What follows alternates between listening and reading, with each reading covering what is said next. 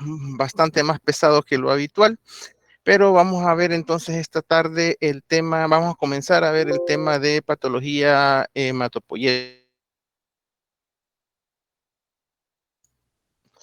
Para quienes no me conocen, pues no sé si me están viendo, soy el doctor René Aparicio, soy médico patólogo del Departamento de Patología de la Facultad de Medicina de la Universidad de El Salvador y como les decía, vamos a hablar un poco de patología hematopoyética.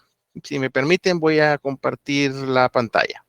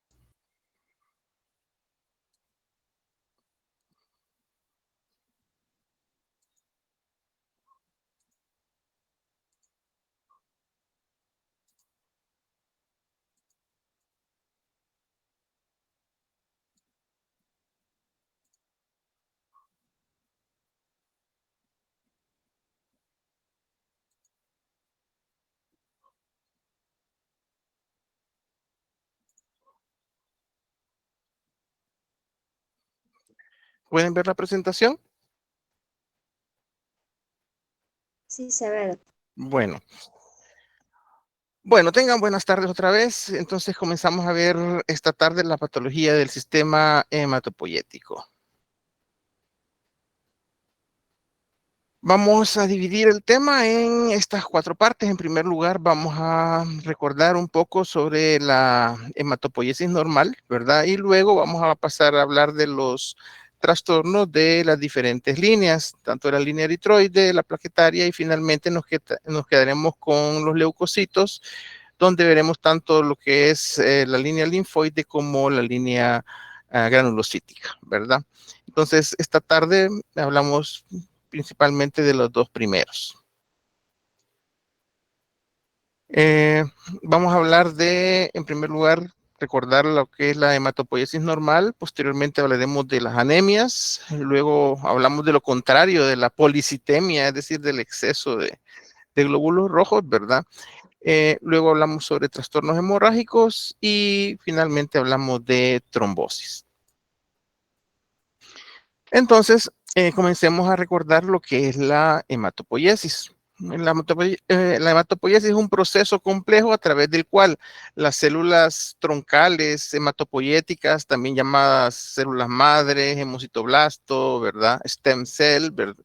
eh, Proliferan por una parte, ¿verdad? Se multiplican, pero por otra parte también se diferencian. ¿Qué quiere decir esto? Que sus descendientes, por llamarlo de alguna forma, van a comprometerse con las diferentes líneas que nos van a dar a todas las células que encontramos normalmente en la sangre periférica, ¿verdad? Entonces proliferan, pero también se van a diferenciar hacia las diferentes líneas, hacia los diferentes tipos celulares y que es lo que nosotros vamos a ver ya como formas maduras a nivel de la sangre.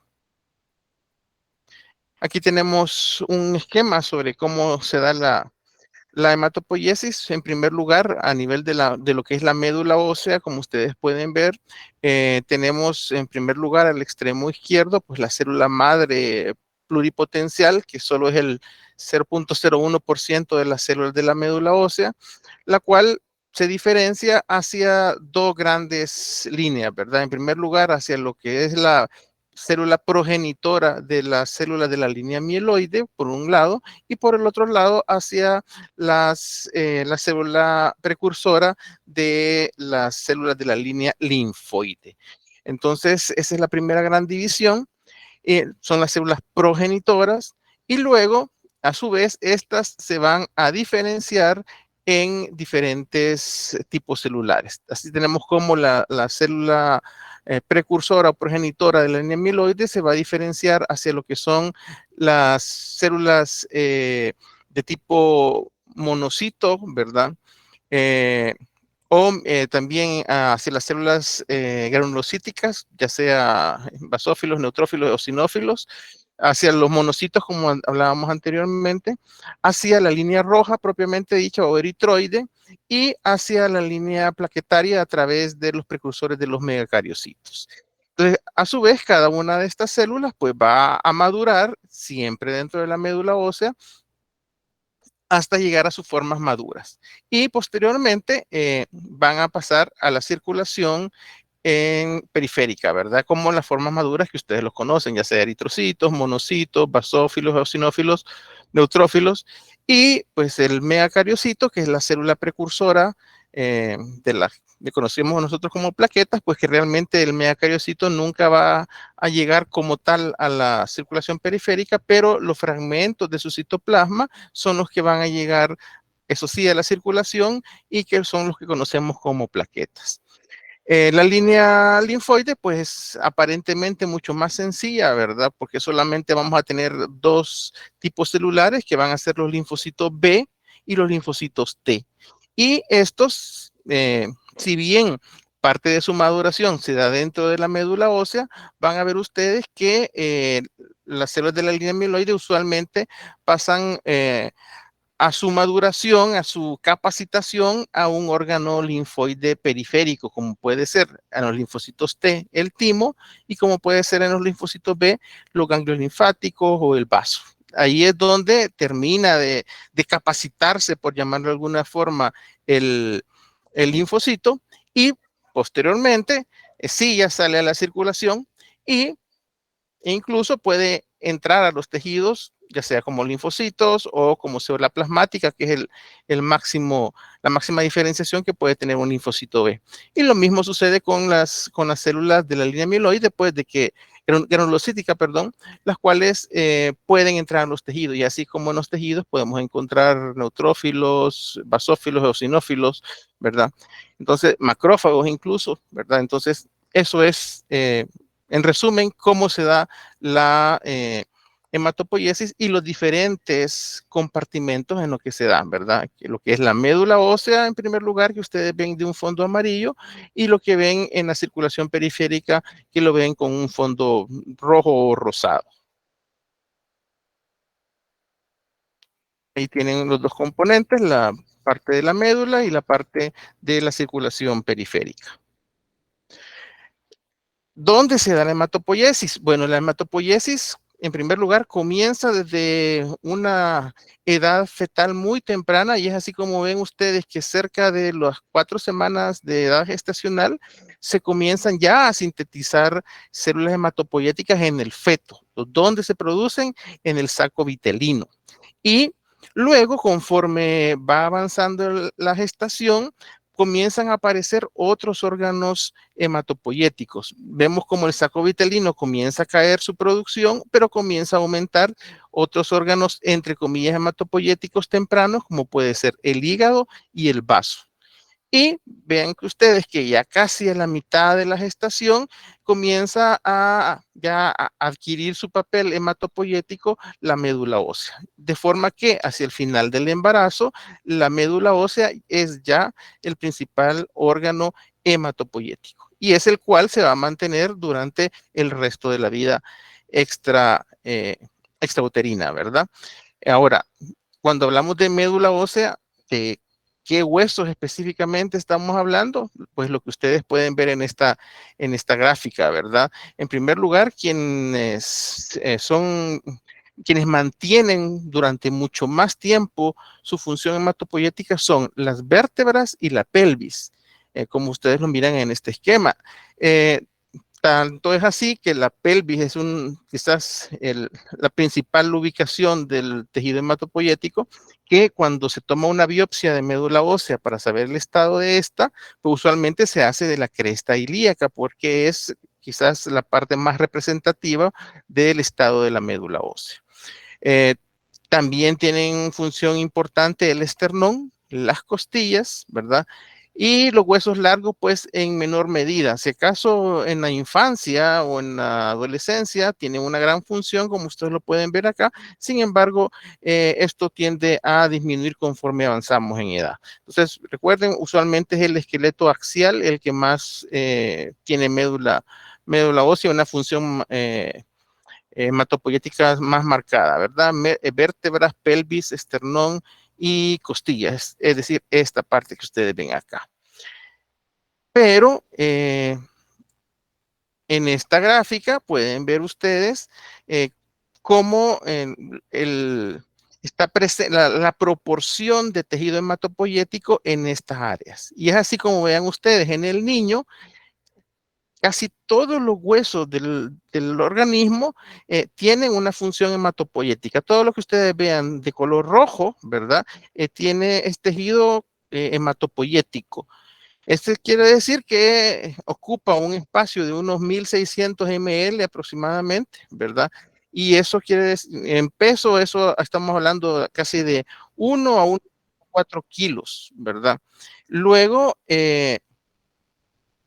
luego por el otro lado, adulto, vemos que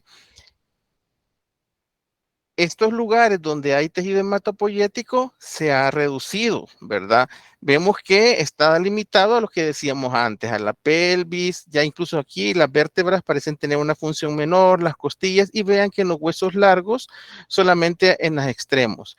Pero vean que de los 1000 a 1400 a 1500 gramos que tienen en el niño, en el adulto, pues no hay un cambio muy marcado, solo es de 1200 a 1500 gramos.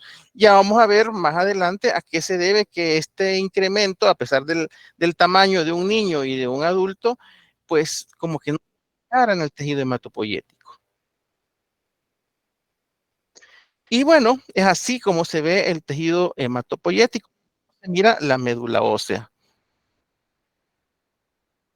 Entonces, aquí tienen ustedes, lo que ven es una fotografía de cómo vemos nosotros en patología a la médula ósea. En primer lugar, reconocemos que esto que ustedes ven de color rosado no es nada más que eh, el tejido óseo propiamente dicho, las espículas óseas. Y luego, entre las espículas óseas, ustedes ven este componente que por un lado tiene un área blanca, que es tejido adiposo, ¿verdad? Que se conoce como médula amarilla, y la parte que se mira como azul, que son un montón de células, que ahorita ya lo vamos a ver a mayor aumento, pero que ahorita nos están diciendo que esto es el tejido hematopoyético propiamente dicho o médula roja, ¿verdad? Entonces vean ustedes que hay de los dos componentes. Ahora, a ese nivel ya a mayor aumento, aquí pueden ver ustedes el hueso arriba y esas células, aunque en la fotografía anterior parecía que estaban así como que al azar, pues dispuestas sin ningún orden, realmente sí tienen un orden. Tenemos que aquí adyacente al hueso encontramos en primer lugar a las células de la línea mieloide inmaduros, ¿verdad? Lo encontramos a este nivel. Posteriormente, más hacia el centro del espacio medular, vamos a encontrar los precursores de los eritrocitos, a los células de la línea mieloide o granulocitos que ya han madurado, ¿verdad? Aquí se encontraban en la periferia los inmaduros, pero cuando maduran van avanzando hacia el centro del espacio medular y también encontramos, además de los eritroides, a los megacariocitos, que son estas, que son las células más grandes. Esto se ubica a nivel del espacio central, ¿verdad? De los espacios interespiculares. Aquí tienen ustedes un esquema, ¿verdad? Que trata de representar cómo se da la maduración ya in situ, ¿verdad? En la médula ósea. Y vean ustedes cómo las células, conforme van madurando, comienzan a migrar, entre comillas, hacia la porción central del espacio medular. ¿Por qué? Porque a nivel del espacio medular, en la parte central, es donde encontramos mayor cantidad de vasos sanguíneos. Es decir, estas células, conforme van madurando, se van acercando al vaso sanguíneo porque es a través de ese vaso sanguíneo donde van a entrar a la circulación periférica, ¿verdad? Y entonces aquí tienen como ejemplo la maduración de la línea eritroide. Vean ustedes cómo tienen desde el precursor más inmaduro y cómo conforme va madurando pierden incluso el núcleo y finalmente entran a la circulación como un glóbulo rojo anucleado, que es como ustedes lo miran normalmente. Por otro lado, también tenemos a la línea granulocítica y vean ustedes lo mismo, cómo la célula va madurando hasta que finalmente tenemos un neutrófilo maduro que entra a la circulación. Ahora, también podemos ver que el megacariocito realmente nunca entra a la circulación como tal, como célula. Es la célula más grande de la médula ósea, pero vean que sus prolongaciones citoplasmáticas son las que entran al vaso sanguíneo y se fragmentan, y es lo que ustedes conocen como plaquetas. Y tenemos también a los linfocitos, que tienen una vida muy corta en cuanto a su desarrollo a nivel de la médula ósea, porque ellos, ya decíamos antes, van a ir a madurar a otra parte. Y los monocitos que también podemos tener a este nivel. ¿Alguna duda o pregunta hasta el momento? Todo bien, doctor. Bueno, entonces, ¿cuáles son los métodos a través de los cuales se estudia la médula ósea? Básicamente se hacen dos tipos de estudios de médula ósea. Se puede hacer uno que es el aspirado de médula ósea y otro es la biopsia de médula ósea. El aspirado de médula ósea lo hacen usualmente el hematólogo y es un estudio citológico. ¿Qué quiere decir? El hematólogo lo que va a hacer, va a aspirar a través de una aguja que logra penetrar el hueso y va a aspirar y va a obtener un líquido. Ya vamos a ver unas fotografías ahí más adelante para que lo entiendan. Y luego ese líquido va a ser puesto sobre una lámina portaobjeto y se va a hacer un extendido. Y el mismo hematólogo lo va a analizar al microscopio, ¿verdad? Entonces ve las células sueltas y sus características. El mismo hematólogo hace la biopsia de médula ósea, ¿verdad? El hematólogo es el que hace tanto el aspirado como la biopsia. Nosotros los patólogos solamente interpretamos la biopsia, ¿verdad? Interpretamos, pero quien la hace, quien la toma es el hematólogo. Entonces, este es un estudio histológico. ¿Cuál es la diferencia? Que la citología ve las células individuales y sus características. En cambio, en el estudio histológico no estamos viendo células sueltas, sino que estamos viendo tejido, es decir, ya el conjunto de células organizadas. Es ¿verdad? La biopsia de médula ósea es realizada por el hematólogo, pero va a ser analizada por nosotros los patólogos. Aquí se hace, como les decía hace un momento, el lugar preferido para hacerlo es la cresta ilíaca, que es lo más representativo del estado de la médula ósea, pues es ahí. Y como ustedes pueden ver, se hace a través de una aguja que es hueca, como esta que ustedes ven acá, que se hace un movimiento como que estuvieran atornillando ustedes eh, el hueso, ¿verdad? Pero realmente lo que están haciendo es girar esta aguja para que logre penetrar el hueso, entrar, y una vez que está adentro, pues entonces se aspira y es donde se obtiene, valga la redundancia, el aspirado. Y luego esta aguja, ¿verdad? Que se ha introducido ahí, tiene bordes cortantes. Entonces, venimos y, bueno, viene el hematólogo, porque eso no lo hago yo,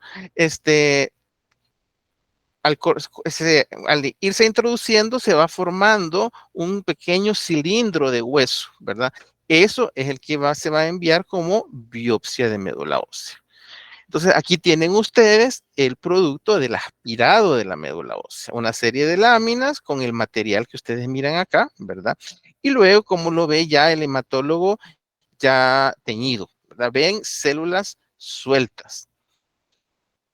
Y eso es lo que nosotros recibimos en patología. Este cilindrito que ustedes miran acá, usualmente anda alrededor de 1.5, 2 centímetros y tiene un diámetro de 2 a 3 milímetros. Ya, visto a bajo aumento con el microscopio, pues lo ven ustedes así, ¿verdad? Ven, esta es la cortical del hueso y estos son los espacios medulares. Lo moradito es el tejido hematopoyético propiamente dicho, lo rosado es el hueso y lo amarillo es la médula amarilla o el tejido adiposo. Ahí está a mayor aumento, ¿verdad? Entonces, así es como lo miramos nosotros los patólogos. Y podemos ver a la célula más grande de la médula, que es el megacariocito, que es estos que están aquí, este y este, pues son los megacariocitos. Estos que ustedes miran acá en estos puntitos más oscuros, redonditos, esos son los precursores eritroides. Y aquí en medio se alcanzan a ver células, esos que son intensamente eosinófilos, es decir, rojo, estos son probablemente eosinófilos, ¿verdad? Entonces, otra imagen de cómo se pueden ver las células de la médula ósea. Bueno, eso era para la médula ósea, ¿verdad? Porque en la patología hematopoyética a veces es necesario saber cuál es el estado de la médula ósea o para entender los trastornos que vemos en la sangre periférica. Pero también hay métodos diagnósticos en sangre periférica. Esto lo conocen ustedes mejor que yo, ¿verdad? Pero podemos básicamente agruparlos en recuentos celulares, ¿verdad? Que son estudios cuantitativos que el objetivo es dar una cantidad, ¿verdad? ¿Cuál es la cantidad de eritrocitos, de leucocitos, ¿verdad? Depende de las células que ustedes quieran contar y pues pueden ser manuales o pueden ser automatizados. Eh, pero también hay frotis de sangre periférica. Entonces, el frotis de sangre periférica, este es un estudio cualitativo, porque ahí, si bien nos puede dar una idea de la celularidad, pero lo principal es ver las características de estas células que están circulando, ¿verdad? Para, de esa forma, interpretar el resultado con la clínica, ¿verdad? Esto usualmente también, eso son los que hacen ustedes como licenciados en laboratorio clínico y también en los hospitales lo pueden hacer los hematólogos en algunos casos seleccionados. Y es así como pues la forma de reportarlos puede variar desde un reporte sencillo como el que ustedes están viendo hasta los resultados que ustedes también pueden obtener en un hospital donde todo esto es prácticamente computarizado, solamente tienen que poner el tubito con la muestra, él lo succiona y la máquina les imprime un resultado como el que ustedes ven, incluso más completos hasta con gráficos, ¿verdad? Eh, y bueno, el frotis de sangre periférica, pues que ahí lo que se va a ver, pues son las características propias de las células circulantes, ¿verdad? Y así, por ejemplo, tenemos en este cuadro de arriba a la izquierda un frotis que podríamos considerar normal, como un linfocito, un neutrófilo, y las células, los eritrocitos circulantes de aspecto normal, y tienen ustedes esta otra patología en los cuales ven que los eritrocitos tienen un núcleo, pero una porción central marcadamente, entre comillas, expandida, o la palidez central del eritrocito está mucho más expandido, lo cual nos está sugiriendo que probablemente haya una menor cantidad de hemoglobina en estos eritrocitos, ¿verdad? Y bueno, eso solo es una muestra, ¿verdad? Porque aquí tienen ustedes una muestra también de cómo pueden verse los diferentes patologías a nivel, en este caso solamente desde la línea eritroide, pero diferentes patologías como pueden verse en un frotis de sangre periférica.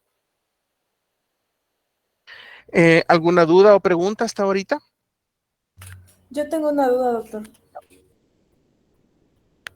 En en el resultado que usted presentó del hemograma completo, ¿esos serían los resultados de referencia o serían los valores normales del examen? Permítame, vamos a regresar para ver de qué estamos hablando. Estos, Sí, en o esos. en estos, ahí tienen, estos son los resultados, nada más, ¿verdad? Aquí, usualmente, aquí a la par está los rangos de referencia, pero en este caso, pues solamente puse qué es lo que se está midiendo y los resultados, ¿verdad? Gracias. ¿Alguna otra duda o pregunta? Bueno, si no tienen, pues entonces vamos a comenzar a hablar de los trastornos de la línea eritroide.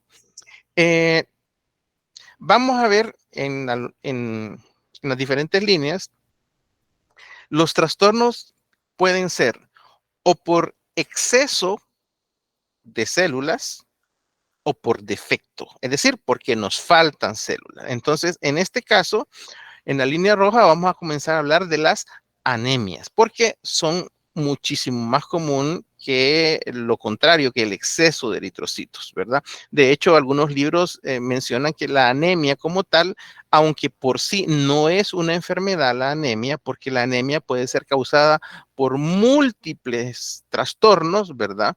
Entonces, pero la anemia es una de las manifestaciones más frecuentes de enfermedad. Entonces, comencemos a hablar de ellas. Bueno, recordemos, ¿verdad?, los diferentes fases por las que pasa un eritrocito, ¿verdad?, para finalmente llegar a la circulación periférica. Comienza con un pronormoblasto, que después pasa a un normoblasto basófilo, luego a uno policromatófilo, a un ortocromático, y finalmente pierde su núcleo cuando ya está casi a punto de salir, y que es lo que nosotros conocemos como un reticulocito. Y finalmente lo vamos a encontrar como una célula madura anucleada con su característica forma bicóncava en la sangre periférica. Entonces, ¿qué es anemia? La anemia es una reducción de la masa total de eritrocitos circulantes por debajo de los límites normales. Entonces, es una disminución en la cantidad de eritrocitos. O, ¿verdad? Algunas veces podemos tener una cantidad, entre comillas, normal, pero podemos tener una disminución de hemoglobina. Es decir, tenemos una cantidad normal, pero estos tienen muy poca concentración de hemoglobina. Sin embargo, usualmente cuando hablamos de anemias, se diagnostican a través de la medición de 3 parámetros. Uno es el hematócrito. Sin embargo, el hematócrito, el problema es que como es una relación en una persona, por ejemplo, deshidratada, podemos tener un hematócrito alto y realmente el paciente sigue siendo anémico, ¿verdad? Pero son más utilizados, son mucho más confiables. La concentración de hemoglobina en sangre, ¿verdad? Que es la famosa hemoglobina que uno va y, que quiero que vean cómo está la hemoglobina, pues eso es. O el recuento de los eritrocitos en sangre. Entonces, ¿cómo se clasifican las anemias? La clasificación puede ser o morfológica, es decir, por su forma, sobre cuál es la forma de los eritrocitos, cuáles son las características que uno puede ver de los eritrocitos, o puede ser también, hay otro tipo de clasificación por la causa, por la fisiopatología, por cómo se produce esa disminución de hemoglobina o de eritrocitos. Comencemos por la clasificación morfológica. Entonces, aquí tenemos 2 parámetros. En primer lugar, tenemos que tomar en cuenta el tamaño de los eritrocitos. Entonces, si esos eritrocitos son muy pequeños, más pequeños de lo normal, entonces eso va a ser una anemia microcítica. Si los eritrocitos son de un tamaño normal, es una anemia normocítica. Y si los eritrocitos son más grandes de lo normal, que existen anemias que se caracterizan por eso, ¿verdad? Entonces ahí tenemos las anemias macrocíticas. Pero también tenemos que tomar en cuenta la otra característica, que es la hemoglobinización, es decir, la cantidad de hemoglobina que tiene el eritrocito. Aquí tenemos, si esos eritrocitos tienen una cantidad normal, entonces van a ser una anemia normocrómica. Y esto lo cuantificamos mediante el color propiamente dicho del eritrocito y la palidez central. Y la otra es si estos eritrocitos tienen menor concentración de hemoglobina, por lo que decíamos antes, porque esa palidez central está más expandida, entonces concluimos que hay menos hemoglobina de lo normal y en ese caso estamos ante una anemia hipocrómica. Entonces, según ustedes, combinen el tamaño con la cantidad de hemoglobina, pues así podemos todavía subclasificar estos tipos de anemia y eso para el clínico tiene una gran relevancia, pues porque, por poner un ejemplo, si a mí me reportan una anemia macrocítica, pues de las causas más comunes de anemia macrocítica, por ejemplo, tenemos las anemias megaloblásticas por deficiencia de vitamina B12, ¿verdad? O ácido fólico. Pero si por el contrario a mí me reportan que es una anemia microcítica, ¿verdad? Entonces ahí a la cabeza la causa más común es la anemia por déficit de hierro. Entonces, como ustedes pueden ver, según cómo lo reporten, entonces el médico va a saber si lo que necesita el paciente es hierro o si es por otro lado vitamina B12 o ácido fólico, solamente para poner unos ejemplos. Y lo otro, sin embargo, esto que vimos anteriormente tiene entre comillas el problema que es algo subjetivo, es decir, cada persona al ver una muestra puede eh, tener una impresión que no necesariamente va a ser la misma, ¿verdad?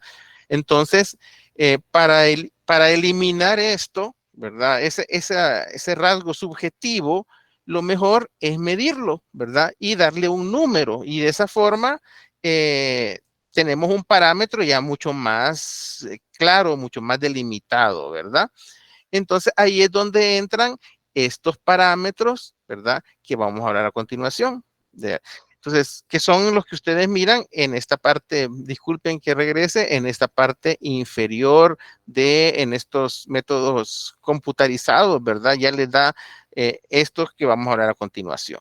Entonces, tenemos en primer lugar el volumen corpuscular medio, que es el volumen medio de un eritrocito expresado en femtolitros. Es decir, nos dice en pocas palabras cuál es el tamaño de un eritrocito. El segundo parámetro es la hemoglobina corpuscular media, que nos está diciendo el contenido medio de hemoglobina por eritrocito expresado en picogramos. Y finalmente tenemos a la concentración de hemoglobina corpuscular media, ¿verdad? Que nos dice cuál es la concentración media de hemoglobina en un volumen dado de eritrocitos y que se expresa en gramos por decilitro. Y finalmente tenemos también la amplitud de la distribución eritrocitaria. Esta mide la variación del volumen de los eritrocitos expresado ya sea en un coeficiente de variación, que se abrevia CB%, o una desviación estándar, ¿verdad? Que se abrevia como ustedes lo miran acá, en femtolitros. Entonces, ¿qué es lo que le está diciendo la amplitud eritrocitaria? ¿Qué tan variable es el tamaño de los eritrocitos? Mientras menos sea la amplitud, quiere decir que todos los eritrocitos son más o menos iguales en cuanto a su volumen. Si la amplitud eritrocitaria es muy grande, entonces quiere decir que hay muchos eritrocitos pequeños, pero también hay muchos eritrocitos grandes. Es decir, hay mucha variación, ¿verdad? Entonces, que eso también es útil porque hay algunas patologías que se caracterizan precisamente por eso, ¿verdad? Por una anisocitosis, porque hay diferencia de tamaño entre los eritrocitos. Hay grandes, hay pequeños. Entonces, como ustedes pueden ver, todos estos parámetros nos reflejan valores medibles y cuantificables. Entonces, es mucho más fácil, pues, como determinar un límite, entre comillas, normal. Y aquí tienen ustedes, pues, cuáles son los valores que se consideran normales, ¿verdad? Obviamente que esto puede variar incluso por raza, por región, ¿verdad? Pero los que se consideran normales, pues son estos que ustedes pueden ver ahí, ¿verdad? No quiere decir que sean los únicos, ¿verdad? Algunas veces incluso entre libros y entre libro a libro puede haber algún grado de variación. ¿Alguna duda o pregunta sobre lo que hemos visto hasta el momento?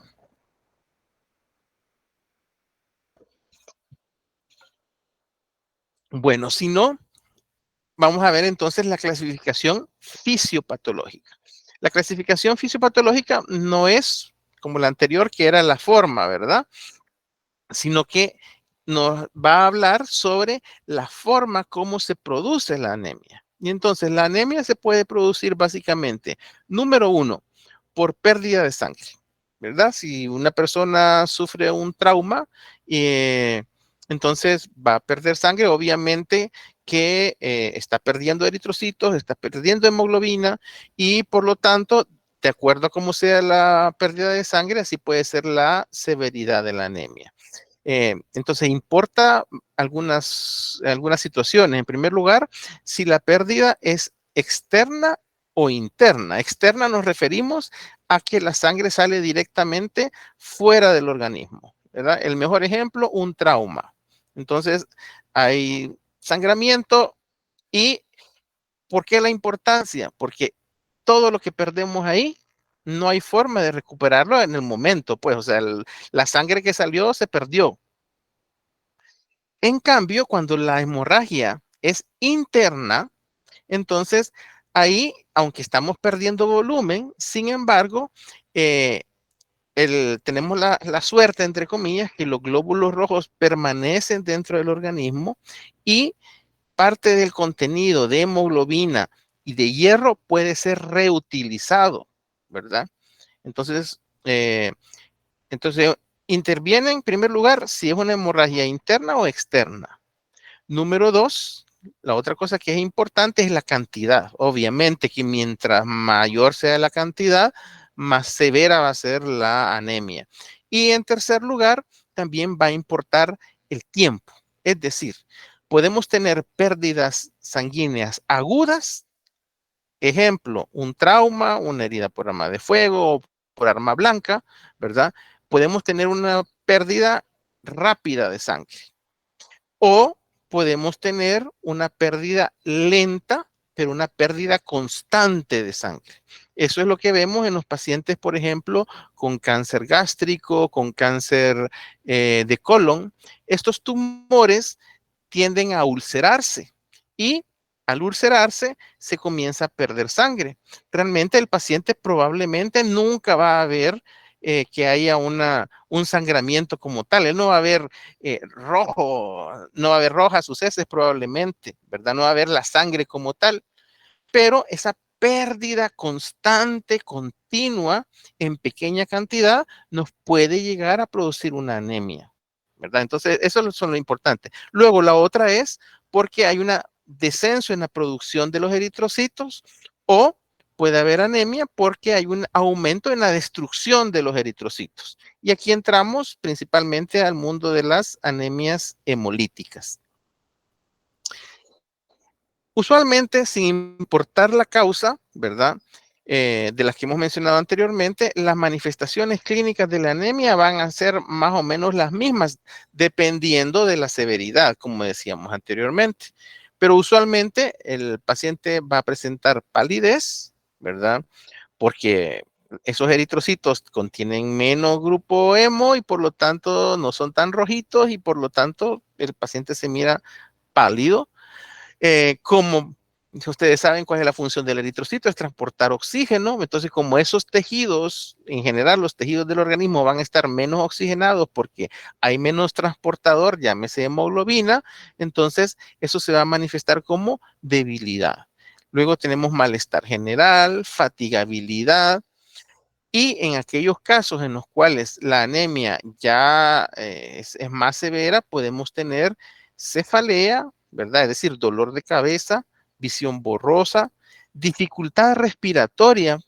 Ya cuando estamos hablando de hemoglobinas abajo de 7 o 8 o 7, ¿verdad? Entonces incluso puede haber disnea. Disnea le llamamos nosotros a la dificultad para respirar, a la falta de aire, ¿verdad? Que puede ser, al principio puede ser a los grandes esfuerzos, pero si la anemia empeora, cada vez se va volviendo más obvia la disnea con esfuerzos cada vez menores, hasta en los casos muy, muy severos que podemos tener una insuficiencia cardíaca. ¿Qué hace el organismo cuando percibe que hay hipoxia, hipoxemia, falta de oxígeno en los tejidos periféricos? Trata de compensarlo bombeando más sangre. Entonces, a quien se le recarga el trabajo es al corazón. Y si estamos en un caso de un paciente de la tercera edad que probablemente va a tener problemas de circulación cardíaca, ¿verdad? Entonces, esto puede hacer que finalmente el corazón ya no logre funcionar al 100% como bomba, ¿verdad? Y entonces se comienza a entrar la persona en una insuficiencia cardíaca. O en aquellos casos severos, también el otro órgano que es muy sensible a la hipoxia es el riñón. Entonces, ese estado de hipoxia puede llevar a que la persona presente una disminución de la cantidad de formación de orina, ¿verdad? Lo que se conoce como oliguria o incluso a anuria, es decir, donde no se va a producir orina. Lo cual, pues, es un signo muy, muy grave, pues, porque nos está diciendo que el riñón está sufriendo los efectos de la hipoxia. Obviamente, como les decía, estas manifestaciones van a depender de la severidad de la anemia. Y pues ahí tienen ustedes, creo que reconocen, para mí que este paciente tenía una gran anemia, porque miren cómo está de pálido, ¿verdad? Así que no sé si tienen ustedes alguna duda o pregunta.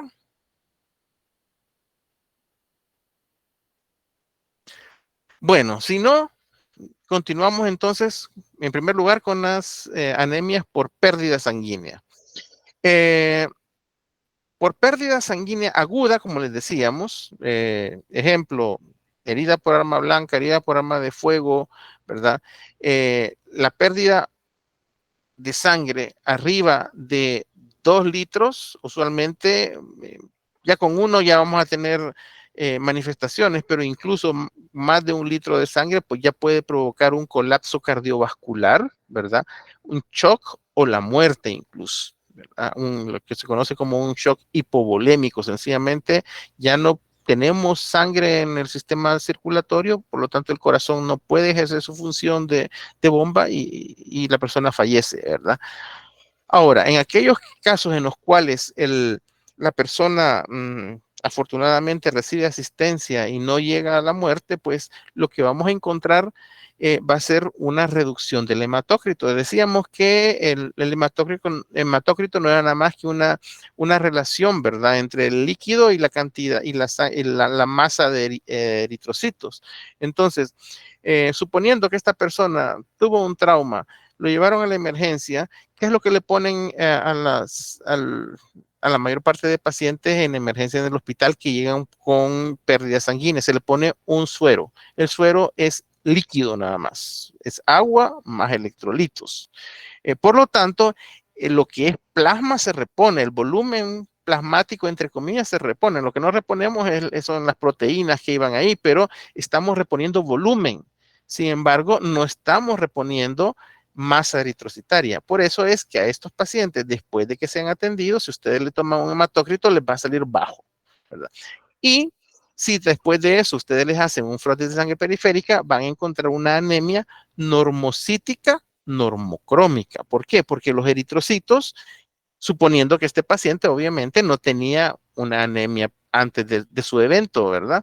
Suponiendo que este paciente era sano, entonces los eritrocitos que le quedan, que son los que tenía antes, ¿verdad? Son normales, ¿verdad? En tamaño y en concentración de hemoglobina.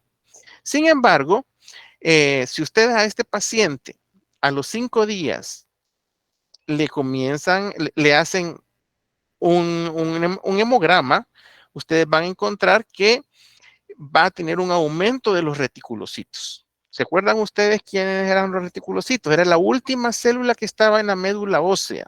Todavía es un eritrocito levemente inmaduro, ¿verdad? Entonces, los reticulocitos a nosotros en la clínica nos sirven para evaluar cuál es la función de la médula desde el punto de vista eritrocitario.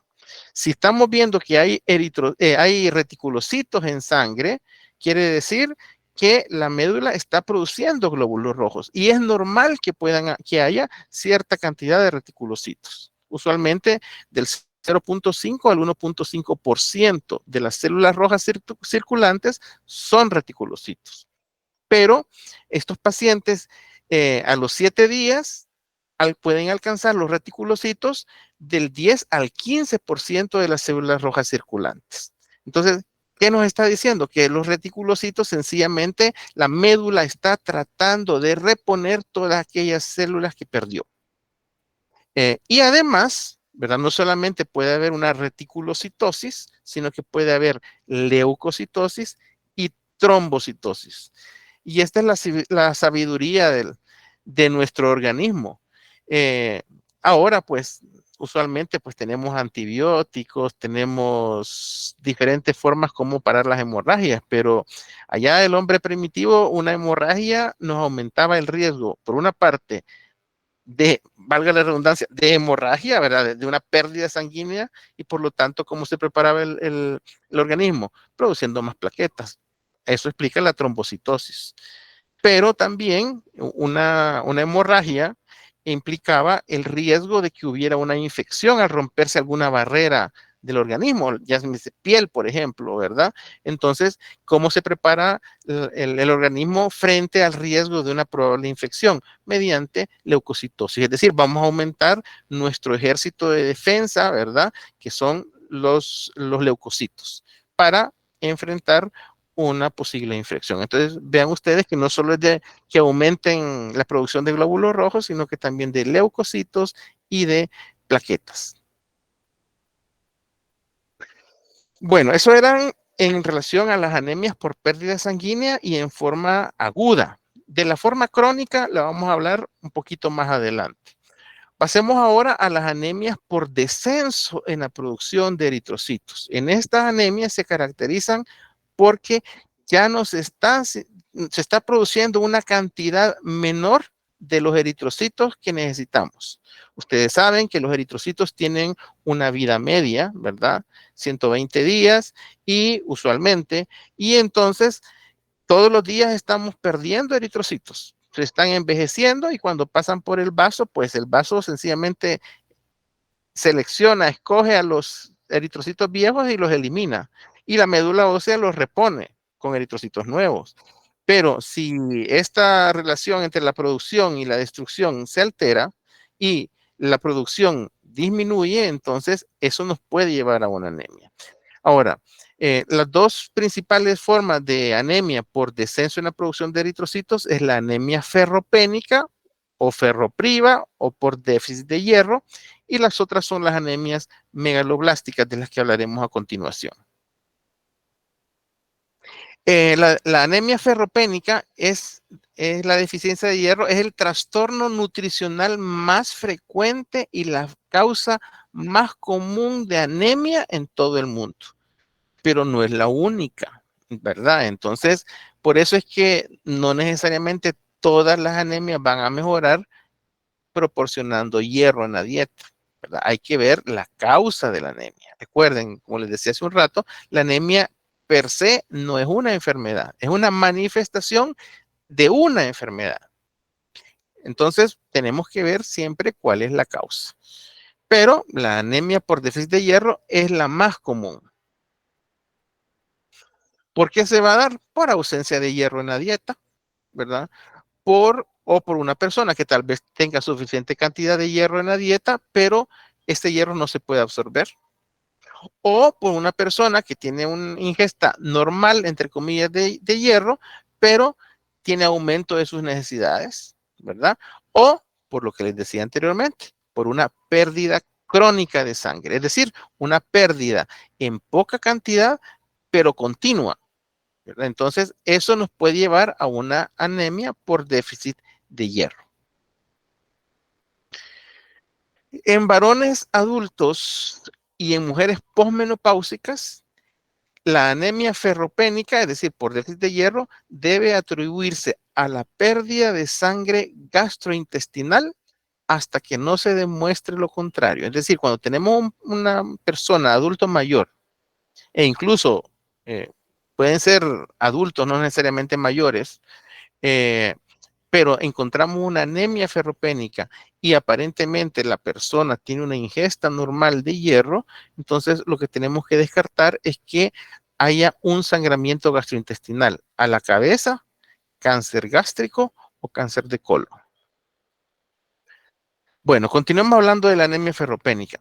Independientemente de la causa, la deficiencia de hierro va a producir este tipo de anemia. Miren, anemia microcítica, según aquella clasificación que vimos al principio, vamos a tener unos glóbulos rojos más pequeños y además los vamos a hacer más pálidos, ¿verdad? Entonces, anemia microcítica hipocrómica es usualmente la forma como se va a ver la anemia ferropénica en el frotis de sangre periférica.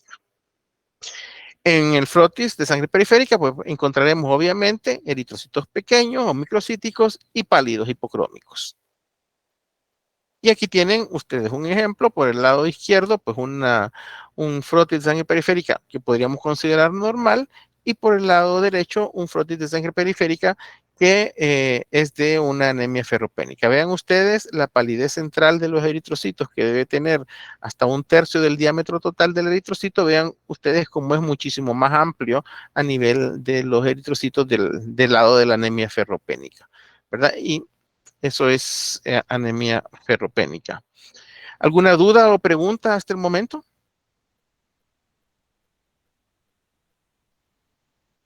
Ninguna.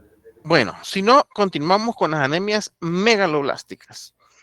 Las anemias megaloblásticas, el problema que consiste es que hay una alteración en la síntesis de ADN.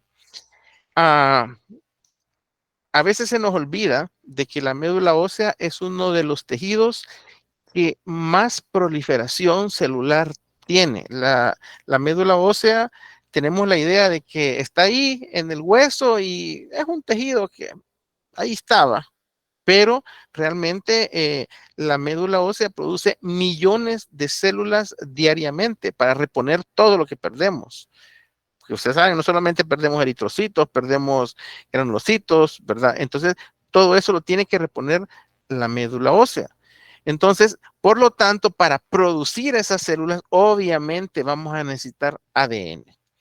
Entonces, en las anemias megaloblásticas, hay una alteración en la síntesis de ADN y eso nos va a provocar cambios morfológicos característicos, incluyendo el tamaño anormalmente grandes de los precursores eritroides y de los eritrocitos. Entonces, por eso se llama megaloblástica. Mega viene de grande, ¿verdad? Lo que vamos a tener es una célula grande, pero blástico quiere decir, cuando escuchen ustedes la palabra blasto, blasto significa inmaduro. Entonces vamos a tener unas células grandes y vamos a tener unas células de aspecto inmaduro. ¿Por qué se producen las anemias megaloblásticas? Las anemias megaloblásticas, como decíamos, es una alteración del ADN y los dos elementos, las dos sustancias que nos van a producir estos trastornos es el déficit de vitamina B12 y la deficiencia de ácido fólico. ¿Por qué? Porque tanto la vitamina B12 como el ácido fólico son coenzimas necesarias para la síntesis de timidina y de ADN. Entonces, al tener un déficit de vitamina B12 y de ácido fólico, no hay una síntesis adecuada de ADN. Entonces, se va a producir una maduración defectuosa del núcleo y además va a haber un retraso o un bloqueo por completo de la división celular. Causas de anemia megaloblástica, pues ausencia en la dieta de ambos elementos, ya sea ácido fólico o vitamina B12, alteraciones en la absorción de los mismos elementos, ¿verdad? O un aumento de las necesidades. Es decir, por ejemplo, niños en crecimiento, mujeres embarazadas, por poner el ejemplo, son etapas de la vida en las cuales las necesidades están aumentadas, hierro, tanto de hierro como de ácido fólico, como de vitamina B12. Entonces, si no se proporciona un suplemento, ¿verdad? Entonces puede ser que la persona caiga en anemia. ¿Qué es lo que vamos a encontrar en sangre periférica? Vamos a encontrar eritrocitos macrocíticos, ¿verdad? Recuerdan ustedes que hay unas anemias que son macrocíticas. Las anemias megaloblásticas entran en este grupo de las anemias macrocíticas. Además, pueden ser ovalados los eritrocitos. Ustedes saben que normalmente no son así, sino que son redondos, ¿verdad?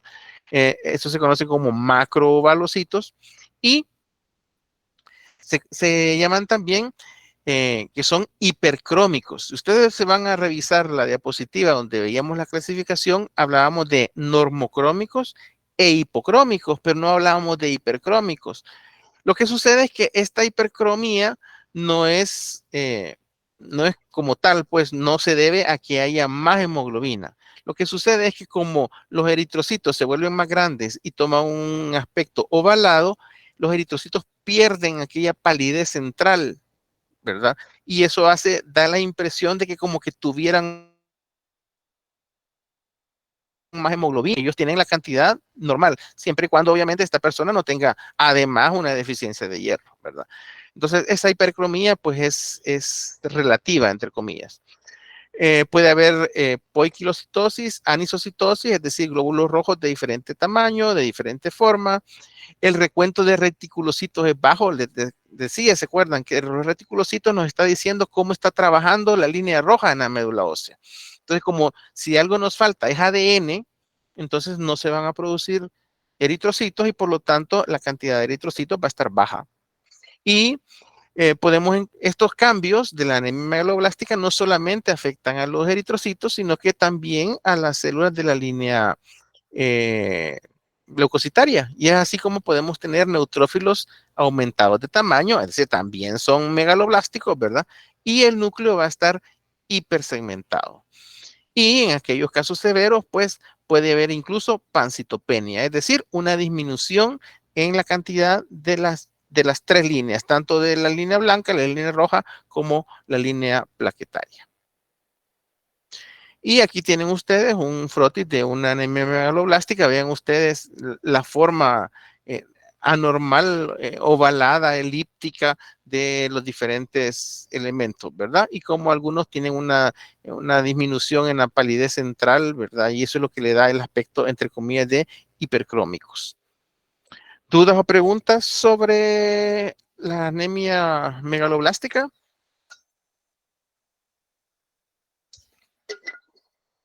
Bueno, si no tienen, continuamos. Pero no es la única forma de anemia, las que hablamos de las anteriores, son las más comunes, pero no son las únicas. Otras causas de anemia por disminución en la producción de eritrocitos tenemos anemia de la enfermedad crónica. Cuando hablamos de enfermedad crónica, hablamos de patologías como tuberculosis, por ejemplo. Va a dar una anemia normocítica normocrómica.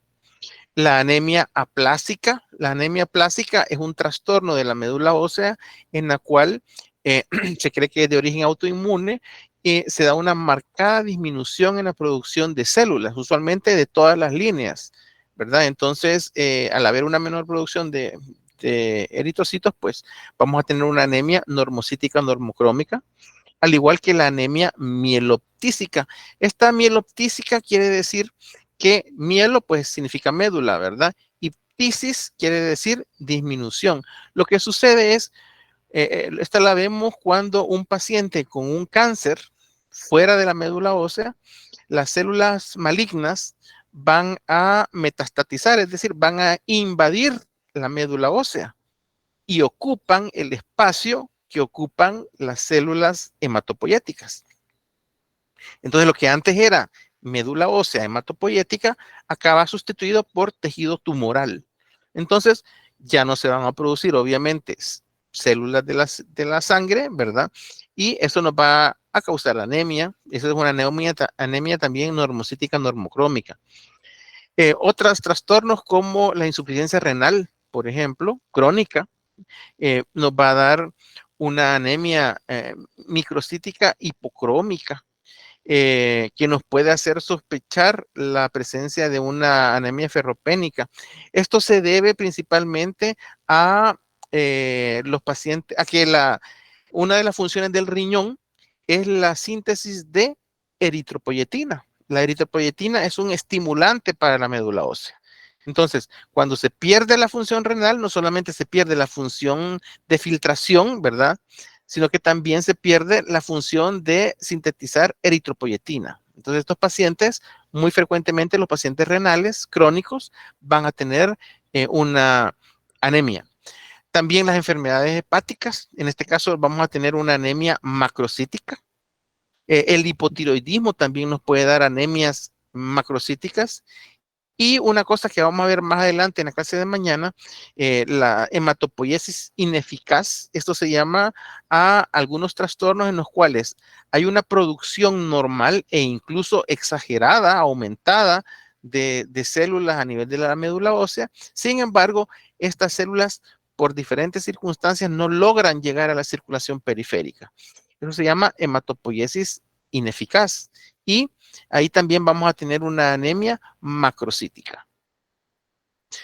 Aquí tienen ejemplos cómo se ve la médula ósea en una anemia plástica. ¿Recuerdan ustedes que en la médula habían grasa y habían también células hematopoyéticas? En la anemia plástica, como se está destruyendo la médula, las células hematopoyéticas, principalmente las células madre, ¿verdad? Entonces, ya no hay producción de células sanguíneas y por lo tanto la médula va a estar ocupada casi solo por tejido adiposo. Esta es la anemia mieloptísica, es una paciente con un cáncer de mama.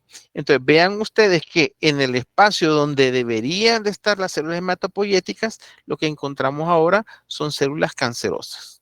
Entonces obviamente aquí no se van a producir eritrocitos. Eso nos va a llevar a una anemia. Esa es la anemia mieloptísica.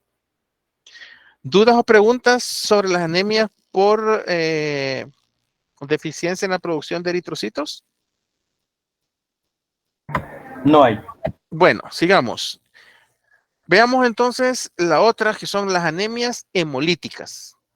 Como su nombre lo dice, hemo, pues es sangre, lisis significa destrucción. Entonces hay una destrucción de la sangre. Es decir, la persona tiene un trastorno en la cual, por diferentes causas, puede haber una destrucción prematura de los eritrocitos. Ya no viven 120 días, sino que pueden vivir muchísimo menos. Pero el problema es que se están destruyendo. Entonces, ¿cuáles pueden ser estas causas? Pueden ser por alteraciones del eritrocito, es decir, que el eritrocito en sí sea anormal. ¿Por qué? Porque sea normal desde el punto de vista estructural, es decir, la estructura del eritrocito tiene un trastorno, como puede ser, por ejemplo, la esferocitosis hereditaria, donde el eritrocito, en lugar de ser esa forma bicóncava que conocemos, es esférico. Obviamente que eso va a hacer que el eritrocito no se adapte a la circulación en la microvasculatura. Entonces, como no se puede adaptar, no se puede doblar, no se puede plegar, entonces el eritrocito se rompe y se destruye. Otros pueden ser alteraciones funcionales, como la deficiencia de glucosa 6-fosfatideshidrogenasa, ¿verdad? Aquí el problema es que el eritrocito maneja oxígeno, pero el oxígeno también, hay algunas variantes del oxígeno, que son los radicales libres del oxígeno, que, aunque parezca redundante, oxidan la estructura del oxígeno, del eritrocito. Y eso lo degrada. Entonces, para eso sirve esta enzima que se llama glucosa 6-fosfatideshidrogenasa, que es la que protege al eritrocito para no ser el oxidado. Pero cuando hay una deficiencia de glucosa 6-fosfatideshidrogenasa, como no hay quien proteja el eritrocito, este eritrocito se degrada, se vuelve más frágil y se rompe.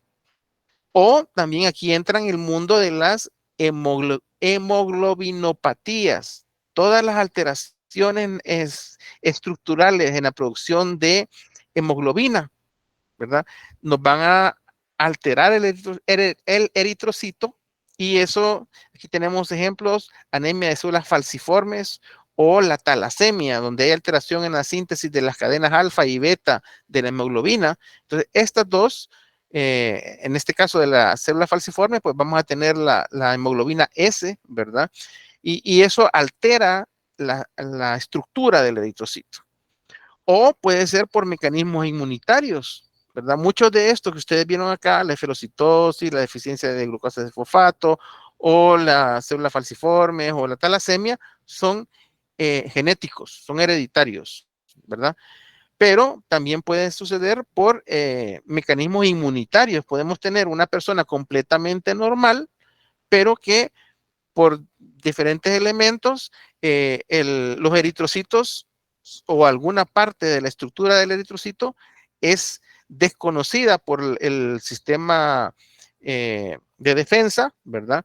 Y comienza a atacarlo como que si fuera un elemento extraño, ¿verdad?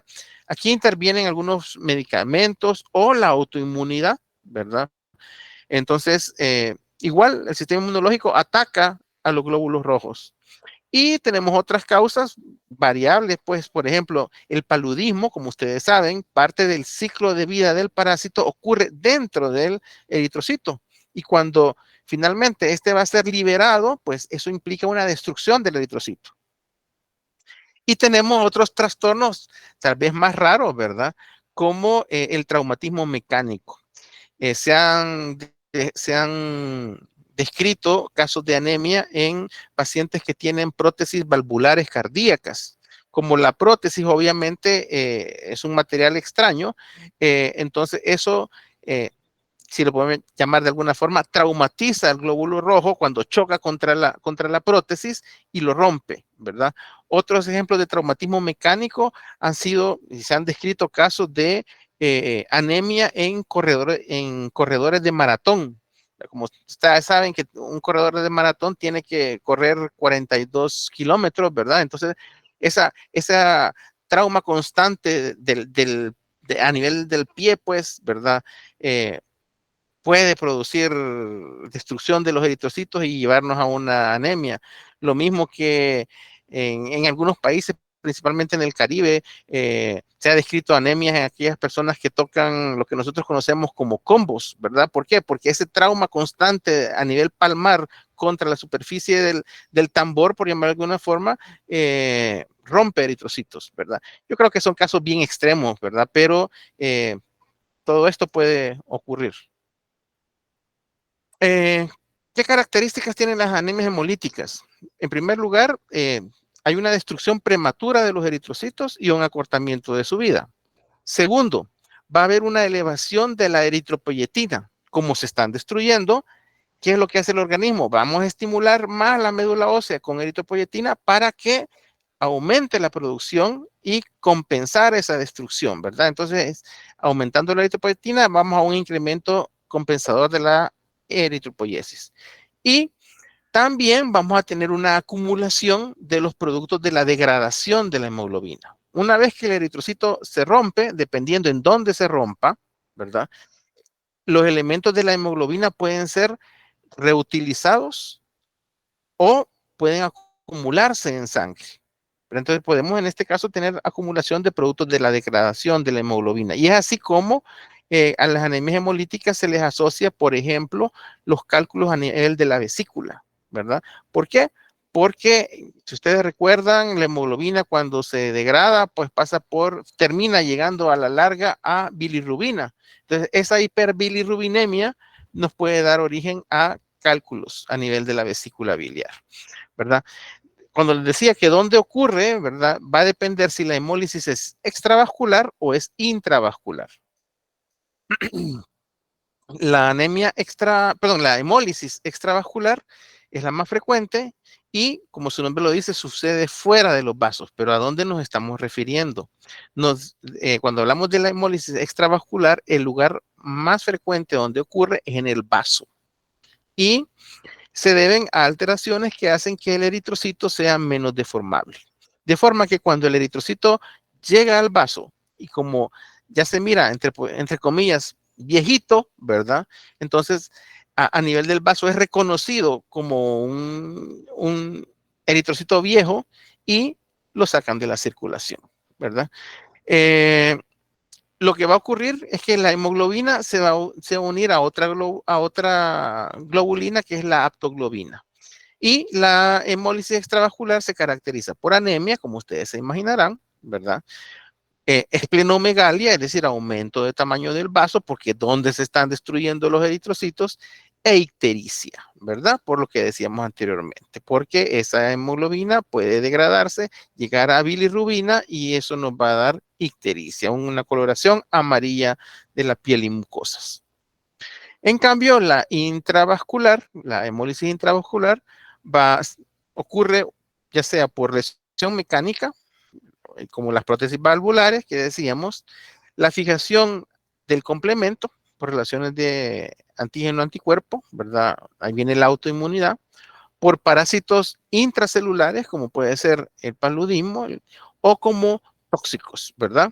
Como puede ser en la sepsis. Aquí el problema es que los eritrocitos se rompen no en el vaso, sino que en el interior de los vasos sanguíneos.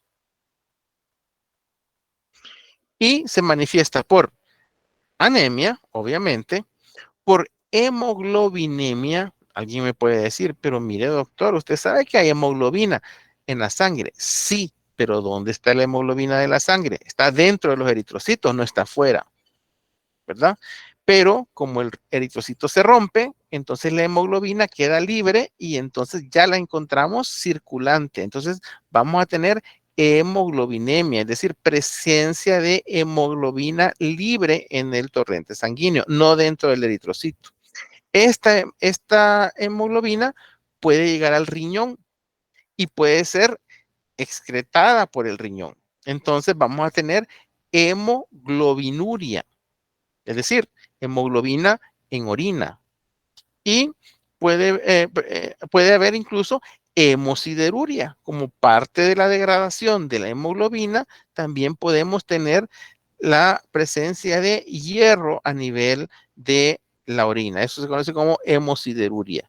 Y obviamente, como se están destruyendo los eritrocitos y como hay degradación de la hemoglobina, se produce más bilirrubina y tenemos ictericia. ¿Qué más vamos a encontrar en las anemias hemolíticas? Mayor número de precursores eritroides. Vamos a tener una reticulocitosis prominente en sangre periférica. ¿Por qué? Porque la médula está tratando de compensar la destrucción. Eso lo hace incluso a través de la liberación de eritrocitos que no están 100% maduros, llámese reticulocitos. Y puede haber incluso una hematopoiesis extramedular. Es decir, el organismo está tratando de, por todos los medios, de producir más células sanguíneas, ¿verdad? En este caso, eritrocitos. Y para eso incluso pueden haber focos de hematopoiesis en tejidos que normalmente ya no son hematopoyéticos, que fueron hematopoyéticos, como puede ser principalmente el hígado. ¿Recuerdan ustedes que en el embrión el hígado era hematopoyético? Pues entonces en la hematopoiesis extramedular pueden haber focos de hematopoiesis en el hígado y el otro órgano donde es frecuente es a nivel del vaso, ¿verdad? Entonces en todos esos lugares podemos encontrar tejido hematopoyético. ¿Dudas o preguntas hasta ahorita?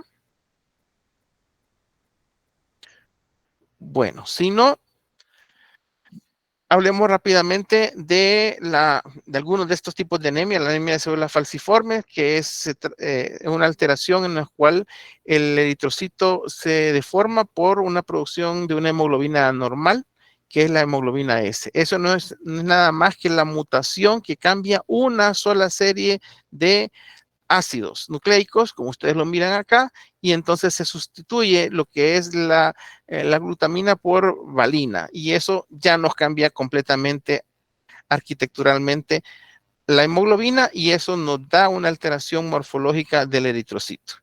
Entonces, con la hemoglobina S, que es la normal, el citoplasma del eritrocito se vuelve un gel filamentoso, ¿verdad? Rígido, y adquiere esta forma. De célula falciforme, como que si fuera un haz, ¿verdad? El problema es que esto eritrocito obviamente se va a adaptar menos a la microvasculatura y eso hace que hayan episodios donde chocan y se acumulan estos eritrocitos anormales, lo que nos va a producir isquemia, ¿verdad? Tisular. Ahí tienen ustedes cómo se mide el flujo de sangre periférica, una célula falciforme en forma de hoz, es la palabra que se me olvidaba, como que si fuera una hoz en salvadoreño, kuma. Y esto es lo que sucede. Miren, estas son unas células normales. Por su forma, el eritrocito se adapta a la circulación, pero en las células falciformes, como no se pueden adaptar, chocan y forman un tapón, ¿verdad? Y eso nos va a producir isquemia, falta de oxígeno en los tejidos. Y de las anemias hemolíticas inmunitarias, pues son causadas porque hay anticuerpos que se unen a los eritrocitos y eso nos va a llevar a la destrucción prematura. Ya decíamos que puede ser, en este caso, las anemias hemolíticas inmunitarias pueden ser intra y extravasculares. Bueno, vamos a pasar a lo siguiente. Y aquí tienen ustedes la prueba de Coombs directa, ¿verdad? Que nos va a ayudar a determinar cuando tenemos una anemia inmunitaria. Entonces, lo que se hace es que se toma una muestra de sangre del paciente, ¿verdad? Y se le van a marcar estos eritrocitos con anticuerpos, ¿verdad? Y luego a esta mezcla le vamos a agregar un anticuerpo contra los anticuerpos con los que hemos marcado los eritrocitos. De esa forma, si tenemos anticuerpos a este nivel, esto va a producir una aglutinación y vamos a tener un resultado positivo. La prueba de Coombs indirecta con antiglobulina se utiliza para identificar el antígeno diana o cuál es el blanco, ¿verdad?, de esta reacción inmunológica y la temperatura de los anticuerpos responsables. Y recordemos que pueden haber anemias hemolíticas no inmunitarias, ¿verdad? Que son las de la anemia microangiopática cuando hay una alteración en los vasos sanguíneos y es ahí donde se rompen los eritrocitos, o microorganismos infecciosos como podría ser el paludismo, ¿verdad? O el traumatismo de los eritrocitos que mencionamos anteriormente. Y bueno, ahí tenemos un resumen de los diferentes parámetros para valorar el tamaño eritrocitario, ¿verdad? Que ya mencionamos anteriormente. Y cómo se clasifican las anemias, pues en cuanto, según cómo sean microcíticas, normocíticas o macrocíticas, pues cuáles son las probables causas de la anemia. Bueno, aquí terminamos la parte de anemia, pero en el organismo, recuerden ustedes que nuestro organismo se encuentra en un estado de equilibrio. Entonces, tan malo es la falta de una célula como el exceso de esta célula. Alguien me podría decir, pero mire, doctor, o sea, mientras más hemoglobina tengamos y mientras más eritrocitos tengamos, pues mejor, mire, más oxigenados van a estar los tejidos. Aparentemente sí. Los atletas, estos que van a las Olimpiadas y todo, se dopan y a veces se dopan con eritropoyetina. ¿Para qué? Para tener precisamente eso, para tener más glóbulos rojos y que esos músculos estén más oxigenados y por lo tanto puedan correr más, puedan levantar más peso, etcétera, puedan hacer mayor esfuerzo, ¿verdad? Pero todo exceso es malo. Entonces, a lo contrario a la anemia, ¿verdad? Al recuento eritrocítico anormalmente alto se le conoce como policitemia. La policitemia puede ser relativa o puede ser absoluta. Relativa es cuando generalmente se asocia a deshidratación. Por ejemplo, si una persona tiene un cuadro diarreico severo, ¿verdad? Obviamente que lo que va a estar perdiendo es líquido. Eso nos va a llevar a una hemoconcentración. Perdemos líquido, perdemos plasma, ¿verdad? Es más, ni siquiera plasma como tal, porque no perdemos proteínas, pero sí estamos perdiendo agua. Eso va a hacer que la sangre se concentre más. Si ustedes a un paciente deshidratado van y le hacen un hematócrito les va a salir alto. Ahora, esto es relativo. La cantidad de eritrocitos es la misma. Lo que pasa es que hoy no tenemos agua que los diluya, entre comillas. Entonces, si reponemos el líquido, pues volverá a su estado normal. Esa es una policitemia relativa. O puede ser absoluta. La absoluta, ahí sí, se da por un aumento en la masa de eritrocitos. Es decir, tenemos más eritrocitos circulantes. Ahora, la policitemia absoluta primaria se debe a una anomalía intrínseca de los precursores hematopoyéticos. ¿Qué quiere decir esto de una anomalía intrínseca?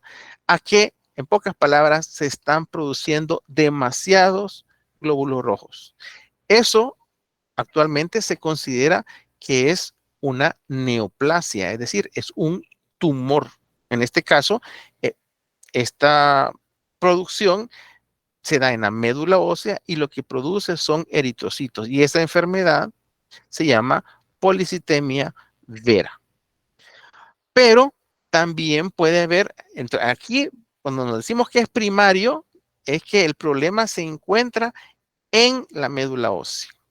Y es una producción anormal por parte de los precursores hematopoyéticos de eritrocitos.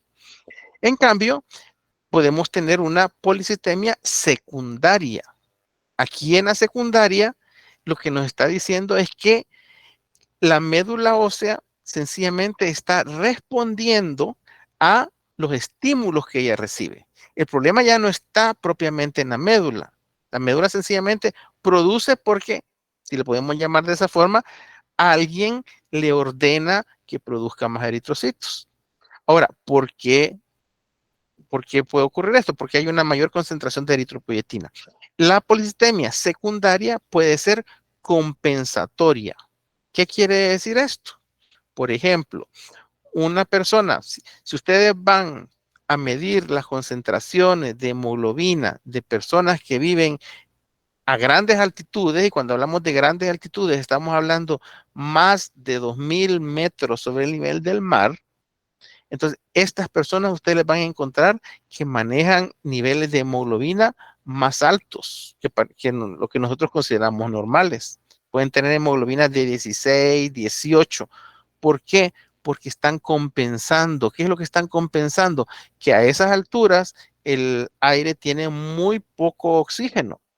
Entonces, ¿cómo hacen para trasladar el oxígeno? Bueno, pues como cada glóbulo rojo puede llevar poquito oxígeno, porque casi no hay oxígeno en la atmósfera, entonces produzcamos más glóbulos rojos para que entonces sí podamos llevar más oxígeno, así de poquito en poquito, pero vamos a tener más transportadores, ¿verdad? Entonces, eso es una policitemia secundaria, compensatoria. Y también está la paraneoplásica. Algunos tumores en forma anormal pueden producir eritropoyetina. Y la médula ósea no distingue si es una eritropoyetina producida por el riñón o es producido por un tumor. Lo que sabe la médula ósea es que cuando recibe el estímulo de la eritropoyetina, ella debe sintetizar glóbulos rojos. Entonces, eso nos lleva a una policitemia secundaria paraneoplásica. Para significa a la par y neoplasia es una forma de llamar a los tumores. ¿Alguna duda o pregunta hasta ahorita de la policitemia? Bueno, si no tienen preguntas sobre la policitemia, de la policitemia vera, vamos a hablar en la clase de mañana cuando veamos los trastornos de neoplásicos de la línea mieloide. Pasemos entonces, cambiémonos de línea y hoy pasemos a hablar de las plaquetas, ¿verdad? Y entonces, con las plaquetas ocurre lo mismo, o con la coagulación ocurre lo mismo. Podemos tener que haya una disminución, ya sea de la cantidad de plaquetas o de la coagulación, y podemos tener que haya un exceso o un exceso de plaquetas o un exceso en la coagulación. Ambos extremos son malos. Entonces, vamos a hablar de los trastornos hemorrágicos, conocidos como diátesis hemorrágicas, o es decir, de la tendencia que tienen algunas personas con algunas patologías a sangrar. ¿Por qué puede una persona ser propensa a tener sangramientos?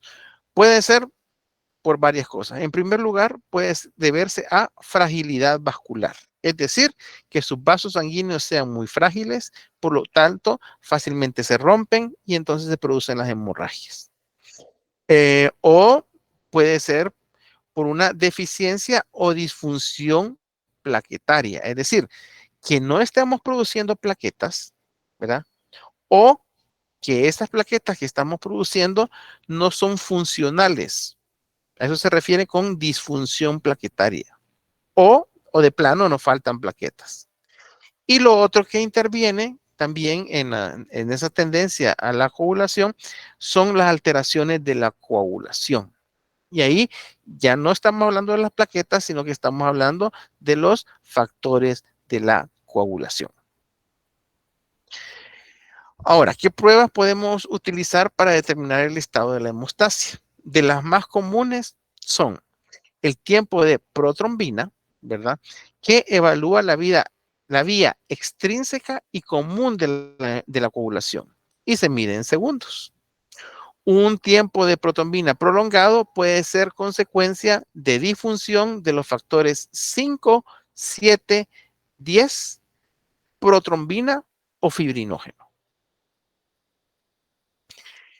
La otra prueba, que usualmente se mandan ambas juntas, es el tiempo de tromboplastina parcial.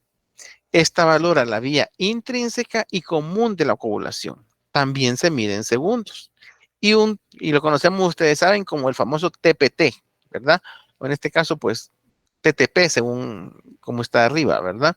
Y puede deberse a disfunción, la prolongación del TPT, puede deberse a una disfunción de los factores 5, 8, 9, 10, 11, 12, protrombina, fibrinógeno o a la presencia de anticuerpos antifosfolípidos. Lo otro que utilizamos para evaluar la hemostasia, además de los famosos tiempos, entre comillas, es el recuento de plaquetas, ¿verdad? Entonces, aquí el rango normal anda entre 150,000 a 300,000 plaquetas. Y igual, como les decía, pueden tener números menores. Usualmente eso se asocia a sangramiento, ¿verdad? Como también a un exceso. Y lo otro, ¿verdad? Todo esto nos está midiendo sencillamente la cantidad de plaquetas que tenemos circulantes. Sin embargo, no hay una prueba que nos mida si estas plaquetas que estamos viendo acá son funcionales, es decir, si funcionan como deberían de funcionar. Antes se utilizaba una prueba que se llamaba, una prueba de función plaquetaria que se llamaba el tiempo de hemorragia. El tiempo de hemorragia consistía en hacer con una lanceta una pequeña punción en el pulpejo del dedo, de un dedo, ¿verdad? Y ver cuánto tiempo tardaba la sangre hasta que se coagulaba. Pero el problema con esta prueba es que es muy subjetiva. Es decir, qué tan profunda, qué tan grande debe ser esa punción con la lanceta, ¿verdad? Entonces, si a mí me cae mal el cliente, pues voy a buscar hacerle una buena herida. No, son bromas. Pero eso hacía que fuera muy variable. Por eso es que ahora prácticamente no se utiliza hasta donde yo sé, ¿verdad? Bueno, entonces, ya que vimos que los trastornos de la coagulación pueden deberse a los vasos sanguíneos, a las plaquetas o al sistema de coagulación. Entonces hablemos de los vasos, no vamos a hablar, ¿verdad? Porque no es el tema. Pero sí podemos hablar de las alteraciones en la cantidad de las plaquetas. Y ahí estamos hablando de la famosa trombocitopenia. Trombocitopenia, pues penia es disminución, cito es célula y trombo, pues es trombo, ¿verdad? Entonces, en este caso, plaquetas. La trombocitopenia es la disminución en la cantidad de plaquetas. Es un recuento de plaquetas por debajo de 100,000 plaquetas por microlitro. Y obviamente que mientras mayor sea la trombocitopenia, peores son sus sus repercusiones, ¿verdad? En primer lugar, ya decíamos, trombocitopenia es abajo de 100,000. Si el recuento de plaquetas está entre 50,000 y 20,000, lo que podemos tener es que se agravan hemorragias postraumáticas. Es decir, una persona sufre un trauma y tarda más en coagular, ¿verdad? Eso es nada más un alargamiento de la hemorragia y esto se da cuando tenemos entre 50,000 y 20,000 plaquetas. Ahora, cuando el sangramiento, o cuando la hemorragia, cuando las plaquetas sean menor de 20,000 plaquetas por microlitro, entonces vamos a tener que se pueden dar hemorragias espontáneas. Es decir, una persona con menos de 20,000 plaquetas puede presentar hemorragias como puede ser hemorragias gingivales.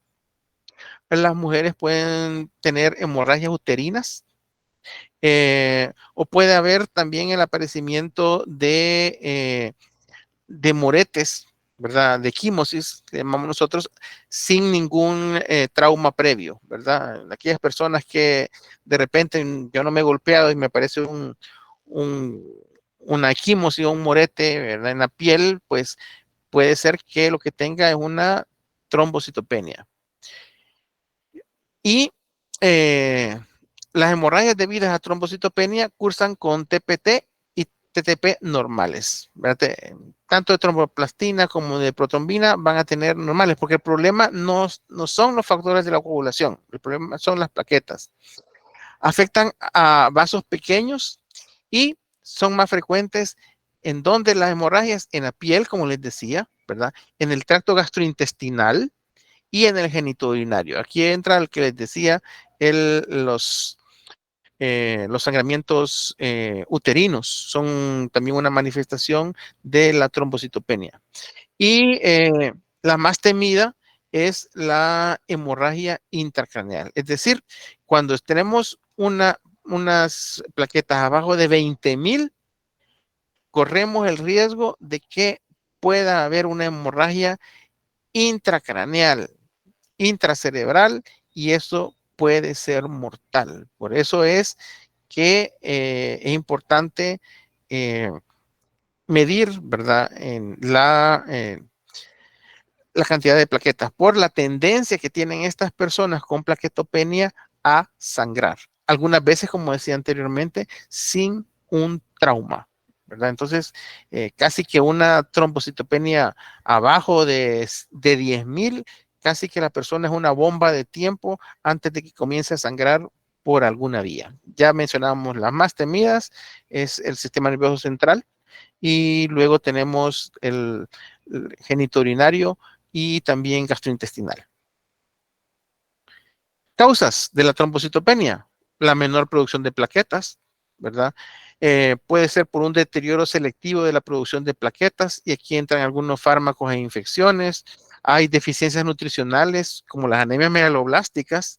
Las anemias megaloblásticas, ese déficit de ADN no solamente afecta a los precursores de la línea roja, sino que también afecta a los megacariocitos. Entonces, por lo tanto, baja la cantidad de megacariocitos, baja la cantidad de plaquetas. Fracaso medular, la anemia aplásica, aquella que vieron ustedes que casi solo era tejido adiposo, ¿verdad? Muy pocos precursores. El reemplazo de la médula ósea, como la anemia mieloptísica, donde se reemplaza el tejido hematopoyético por células neoplásicas. Y la hematopoiesis ineficaz, una gran producción de células, pero que no llegan a ver la circulación periférica. El mejor ejemplo de eso es el síndrome mielodisplásico, del cual hablaremos el día de mañana. Luego, puede ser que la trombocitopenia no se deba a que no se producen plaquetas, sino que las que se están produciendo van a tener una supervivencia reducida. Aquí entran la destrucción inmunitaria. Así como destruían a los eritrocitos, también se pueden destruir plaquetas.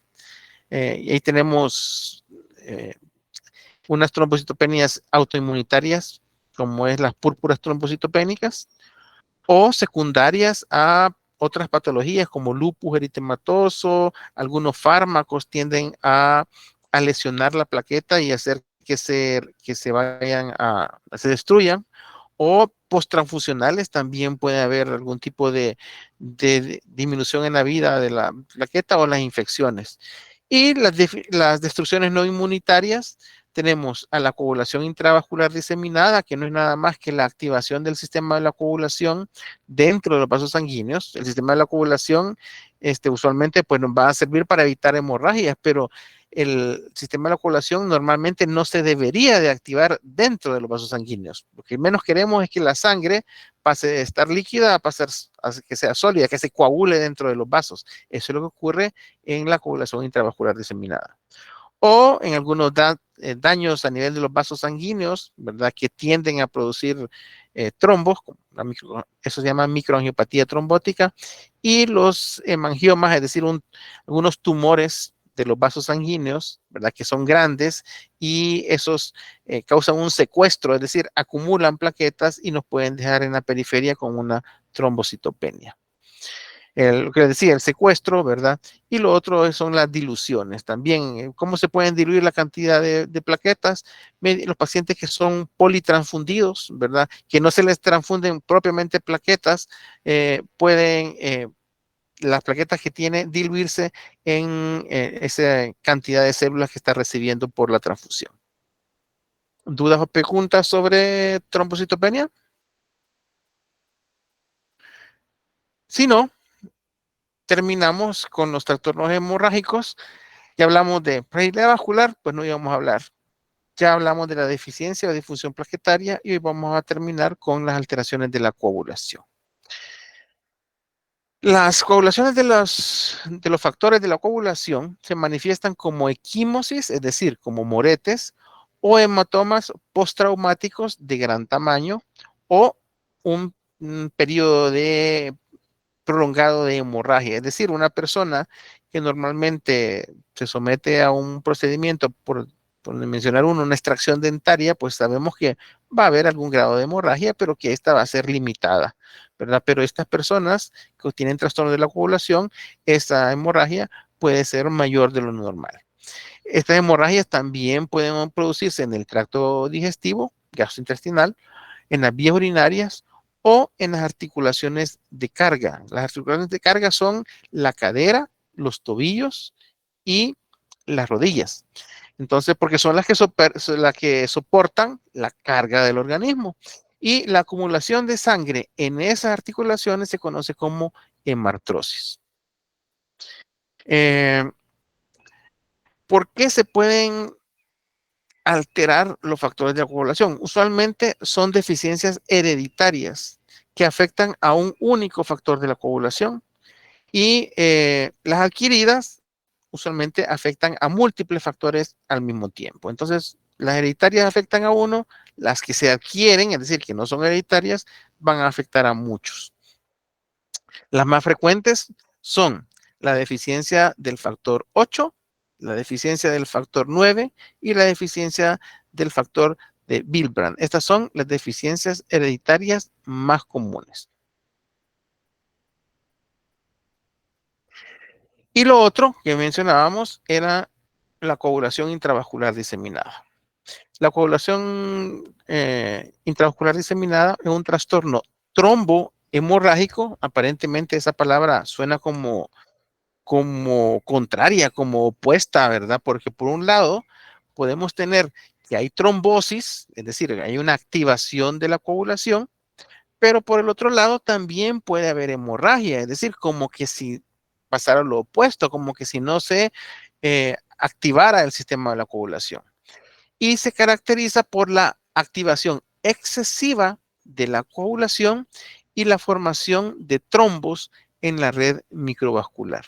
Usualmente la coagulación intravascular diseminada esta es una enfermedad secundaria, es decir, usualmente es una complicación de una serie de enfermedades o situaciones, ¿verdad? Que se complican precisamente con esto, con la activación excesiva de la coagulación. Por lo tanto, como ustedes se imaginarán, si se activa el sistema de la coagulación dentro de los vasos sanguíneos, nos va a llevar a la formación de trombo. Un trombo no es nada más que un coágulo, pero dentro de los vasos sanguíneos. Y como se imaginarán ustedes, un trombo va a obstruir la circulación. Entonces, va a dejar un tejido, lo va a dejar en isquemia, es decir, falto de irrigación, ya sea falto de aporte de sangre y de nutrientes. El problema es, bueno, ese en sí es un problema, porque si imaginan ustedes, si es una arteria cerebral, va a dejar una porción del cerebro sin irrigación. Eso es lo que se conoce como un accidente cerebrovascular. O imagínense que ese vaso está en el corazón, ¿verdad? Entonces eso les puede originar un infarto de miocardio. Igual va a producir infartos casi que en cualquier lugar donde ustedes se imaginen. Ahora, el problema se complica porque ustedes se imaginan cientos de trombos produciéndose en todo el organismo y estos trombos demandan ¿de qué? Demandan uno de plaquetas. Necesitan plaquetas para formar el trombo, pero por otro lado necesitan también factores de la coagulación. Entonces lo que sucede es que si esto continúa, ambas cosas se acaban las plaquetas y se acaban los factores de la coagulación. Entonces, aquí el problema es que esta persona ahora se acabó las plaquetas, se acabó los factores de coagulación y entonces, ¿y ahora cómo va a ser para coagular? Y entonces, de pasar de un fenómeno trombótico, pasa a ser un fenómeno hemorrágico, ¿verdad? Por eso es que se llama un trastorno trombohemorrágico. Y igual lo puede matar la trombosis, como lo puede matar una hemorragia. Entonces, esto es una patología, la coagulación intravascular diseminada, de muy difícil manejo, porque imagínense, si está haciendo trombosis, lo van a anticoagular, pero si después entra en que se le acaban las plaquetas, y entonces, y ustedes le están metiendo un anticoagulante, lo van a terminar de llevar a la hemorragia. Entonces, por eso es que es una patología de muy difícil manejo, ¿verdad? El pronóstico es muy malo, ¿verdad? Son pacientes que son manejados en cuidados intensivos, ¿verdad? Y el tratamiento, pues, es de sostén, tratar de sostener al paciente mientras se resuelve su patología de base, ¿verdad? La CID, que es como se conoce la coagulación intravascular diseminada, se asocia a complicaciones obstétricas. Cuando hablamos de complicaciones obstétricas, estamos hablando de abortos, ¿verdad? ¿Por qué? Porque los tejidos placentarios y los tejidos fetales son procoagulantes, ¿verdad? Tienden a hacer que se activen los factores de la coagulación. Algunas neoplasias malignas, leucemias, linfomas, pueden darnos otro tipo de tumores, de cánceres, también pueden liberar sustancias que favorecen la coagulación de la sangre. La sepsis y traumatismos mayores como trauma craneoencefálico, por ejemplo, o peritonitis, peritonitis, pancreatitis, todo eso se puede complicar con coagulación intravascular diseminada. Entonces, si es una patología de difícil manejo, de mal pronóstico, y ya tiene una patología de base, son verdaderamente difíciles. Por eso las CID se manejan en UCI. No es una enfermedad primaria, ya decíamos, tiene que haber una enfermedad previa, como las que mencionamos.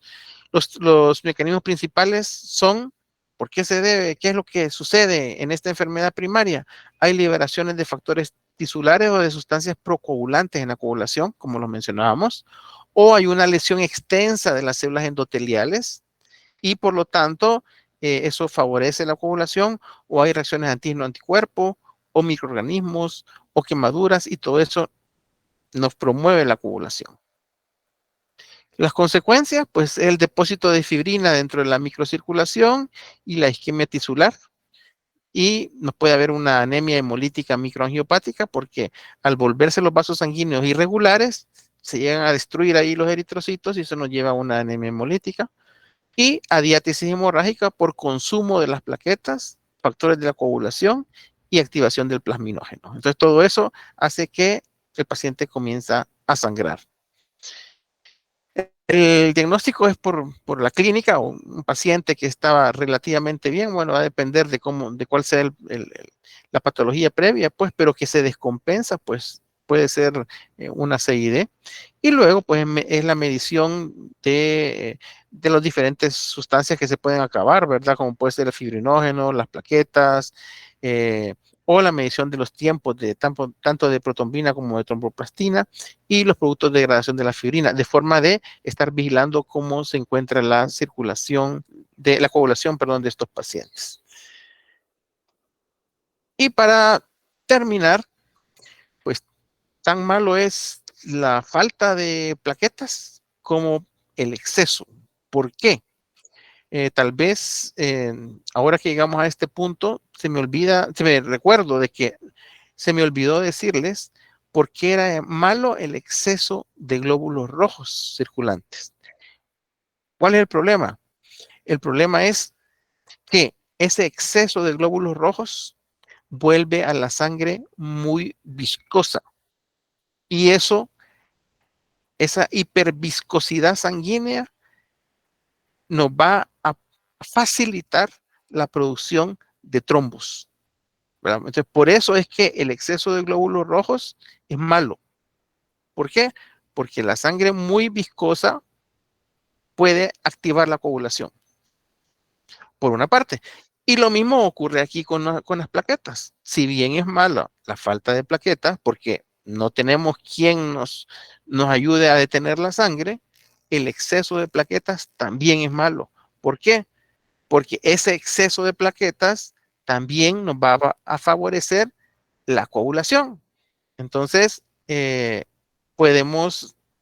personas pueden presentar trombosis por ese exceso de plaquetas. Entonces, como ven ustedes, ningún exceso es bueno, ni la falta ni el exceso, ¿verdad? Y pueden ser, ¿por qué podemos encontrar una trombocitosis? La trombocitosis puede ser, al igual que como vimos en la línea roja, puede ser primaria, es decir, porque hay un exceso de plaquetas producidas en forma anormal por la médula ósea.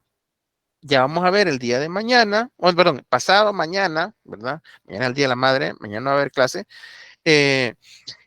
Pasado mañana vamos a ver que hay algunos tumores en la médula ósea que pueden producir plaquetas, ¿verdad? Vale, pero eso es neoplásico, ¿verdad? Eso es tumoral. Pero la trombocitosis también puede ser secundaria o reactiva, ¿verdad? ¿Cuándo podemos encontrar nosotros que una persona, entre comillas, normal, pueda tener aumento de la cantidad de plaquetas? Eso se conoce como trombocitosis. Uno, ya lo vieron ustedes, cuando hay pérdidas sanguíneas agudas, ¿verdad? El organismo se prepara, dice, no sé cuánto va a durar este sangramiento o qué tan severo puede ser, voy a liberar plaquetas para tener con qué tapar. Entonces, pérdidas sanguíneas agudas les pueden dar una trombocitosis.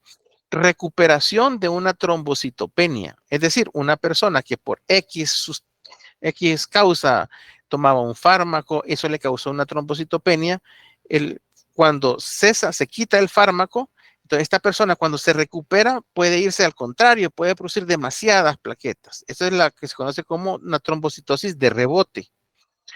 Inflamación aguda, o aquellos estados proinflamatorios, por ejemplo, pacientes con artritis reumatoidea, pacientes con tuberculosis, pacientes que tengan una patología inflamatoria crónica, ¿verdad? Entonces pueden tener trombocitosis. Respuesta al ejercicio, respuesta a drogas, algunas sustancias como vincristina, epinefrina, algunos antibióticos nos pueden producir trombocitosis y la anemia hemolítica, ¿verdad? También como aquí no se pierden los eritrocitos porque se salgan, sino que porque se están destruyendo, pero el organismo está previniendo futuras pérdidas mediante el incremento de plaquetas. Procesos crónicos, ¿verdad? Como deficiencia de hierro. Los pacientes post esplenectomizados, es decir, aquellos pacientes a quienes se les ha quitado el vaso por diferentes causas, por un trauma, pero se les quita el vaso donde se eliminan las plaquetas en el vaso. Entonces, eso puede hacer que estos pacientes tengan plaquetas más elevadas de lo normal. Algunos tumores malignos, ¿verdad?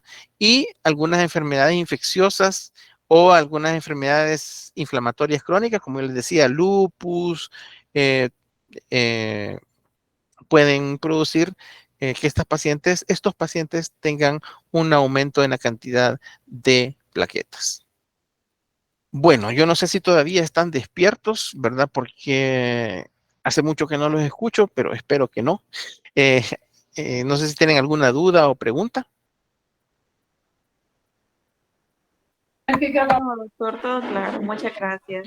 Eso espero, ¿verdad? Y si no, pues cualquier duda o pregunta, pues me la pueden hacer para la próxima clase.